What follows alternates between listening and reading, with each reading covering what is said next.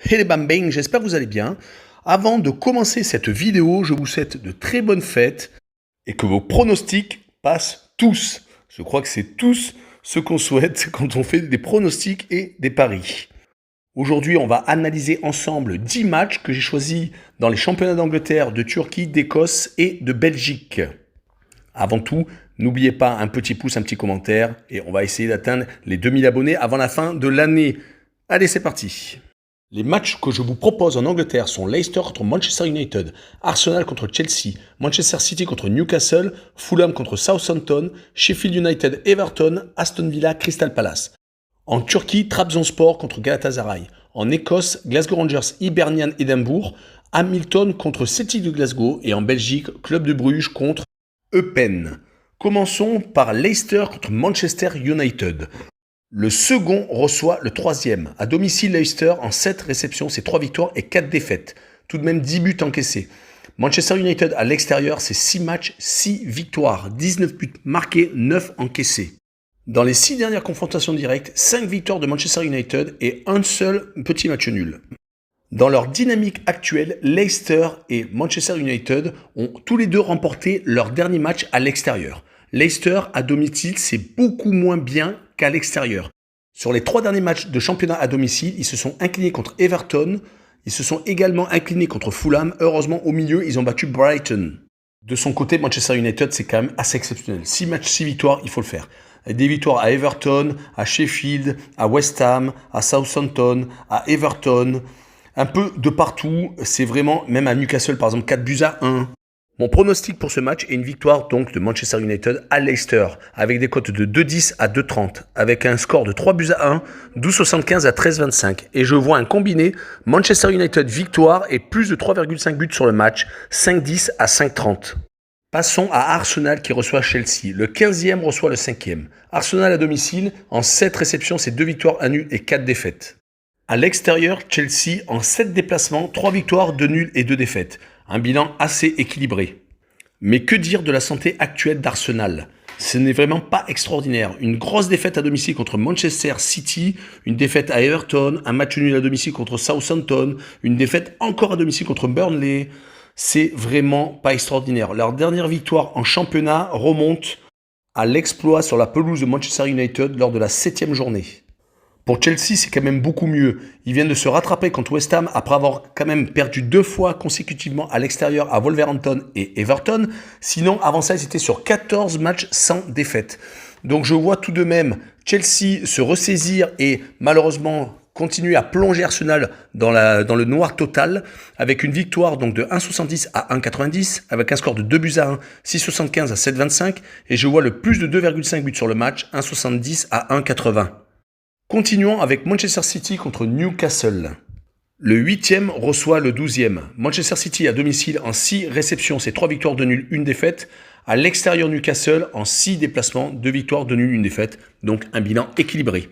Lors des 6 dernières confrontations directes, Manchester City a gagné 4 fois, 1 nul pour les 2 équipes et victoire de Newcastle. Sur les tendances actuelles, Manchester City vient de s'imposer 2 fois d'affilée à l'extérieur, que ce soit à Arsenal en quart de finale de la Coupe de la Ligue, 4 buts à 1, ou à Southampton, 1 but à 0. Concernant Newcastle, sur les 5 derniers matchs, ils ont 2 victoires, 2 défaites et 1 match nul. La dernière défaite est à Brentford en quart de finale de la Coupe de la Ligue. Est-ce que Newcastle avait mis tous ses joueurs ? Je pense qu'ils ont dû faire tourner. Avant ça, ils avaient fait match nul à domicile contre Fulham. Et à l'extérieur, ils restaient sur une défaite 5-2 à Leeds United, mais une victoire à Crystal Palace. Je vois donc une victoire de Manchester City de 1,01 à 1,10 avec une victoire 2 buts à 0 de 5,70 à 5,90. Et je vois un combiné Manchester City victorieux et moins de 3,5 buts sur le match, 1,90 à 2. Continuons avec Fulham contre Southampton. Le 18e reçoit le 7e. À domicile, Fulham, c'est une seule petite victoire en 7 réceptions. Tout de même 12 buts encaissés, quasiment 2 par match. Southampton à l'extérieur, en 7 déplacements, c'est 3 victoires, 3 nuls et une seule petite défaite. Sur les 6 dernières confrontations directes, toutes compétitions confondues, même match amical confondu, 5 victoires de Southampton et une seule petite victoire de Fulham. Actuellement, Fulham est une équipe très compliquée à jouer. Sur les 5 derniers matchs, ils ont quand même réussi à s'imposer à Leicester. Certes, ils ont perdu à Manchester City 2 buts à 0, mais ils restent sur 3 matchs nuls consécutifs contre Liverpool, tout de même, contre Brighton et contre Newcastle à Newcastle. Southampton, par contre, il reste sur une défaite à domicile contre Manchester City. Ces derniers temps, ils ont quand même rencontré beaucoup de grosses équipes, comme Manchester United, malheureusement également une défaite. Ils ont accroché Arsenal à Arsenal. C'est quand même une formation qui s'impose contre les équipes moins bien classées comme Sheffield United et Brighton. Je vais donc pronostiquer un match nul de 3 à 3,20, un but partout, 5,30, 5,50 et je vais dire que les deux équipes marquent 1,50 à 1,60. Continuons avec Sheffield qui reçoit Everton. Le 20e et dernier reçoit le 4e. À domicile, c'est 0 victoire, 1 nul et 6 défaites en 7 réceptions pour Sheffield. À l'extérieur, Everton, c'est 4 victoires en 7 déplacements. Il y a eu un petit événement pour les supporters de Sheffield ce week-end. Ils ont enfin fait match nul à Brighton. Leur dernier petit point récolté était lors de la 5e journée contre Fulham à domicile. Everton, de son côté, après 3 victoires consécutives contre Chelsea, Leicester et Arsenal, énormissime, ils viennent d'avoir un petit coup d'arrêt en quart de finale de la Coupe de la Ligue contre Manchester United à domicile. Je les vois donc continuer leur série de victoires en championnat avec des cotes de 1,75 à 1,85, avec un score de 2 buts à 0, 7,25 à 7,75, et je vois Everton marquer plus de 1,5 buts sur le match, 1,80 à 1,90. Pour le dernier match de Première Ligue, Aston Villa 9e reçoit Crystal Palace 13e. À domicile, Aston Villa, c'est 2 victoires en 6 réceptions, pas extraordinaire. De l'autre côté, Crystal Palace, en 7 déplacements, c'est quand même 3 victoires à l'extérieur, 1 nul et 3 défaites. Sur les 3 dernières saisons, Aston Villa à domicile contre Crystal Palace, en confrontation directe, c'est 2 victoires et 1 nul. Et Crystal Palace n'a pas marqué un seul but.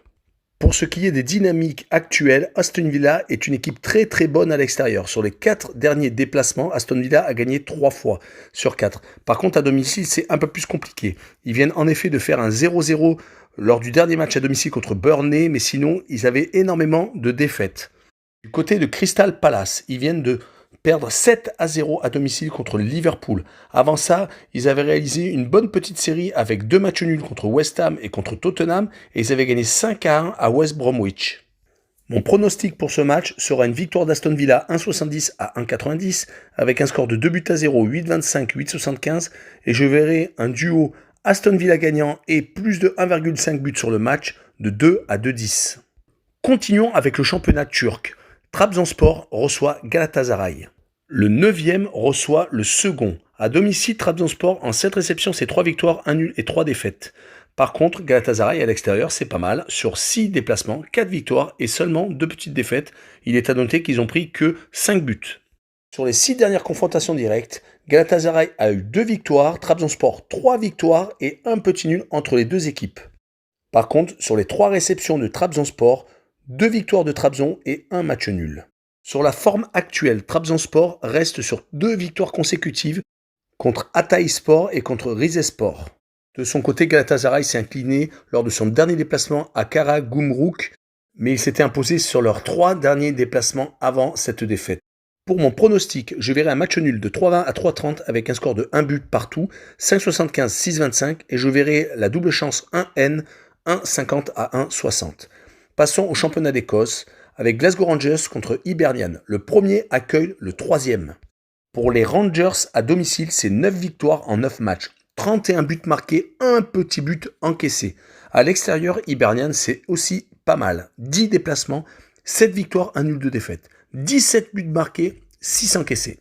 Mais lors des 6 dernières confrontations directes, les Rangers ont gagné 4 fois et il y a eu 2 matchs nuls. Et les Rangers se sont tout le temps imposés à domicile.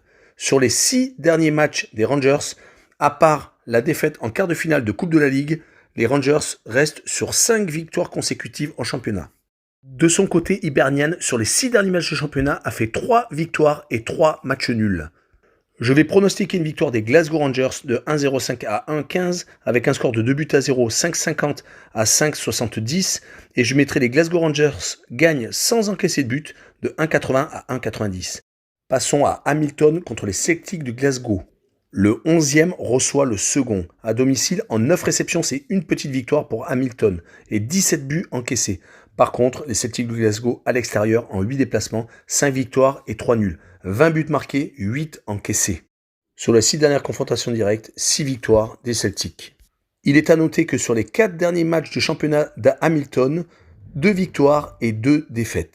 Pour les Celtics du Glasgow, il reste sur 4 victoires consécutives, Coupe d'Écosse comprise et Europa League également. Je les vois donc s'imposer à Hamilton avec des codes de 1,01 à 1,10, avec un score de 3 buts à 0, 5,75 à 6,25. Et je vois le Celtic marquer plus de 2,5 buts de 1,70 à 1,80. Finissons avec la Belgique. Le club de Bruges reçoit Eupen. Le premier reçoit le 12e. À domicile, Bruges, c'est quand même 3 défaites en 9 réceptions. Par contre, Eupen, en 8 déplacements, c'est 2 victoires, 5 nuls et 1 défaite. Donc ils perdent très rarement.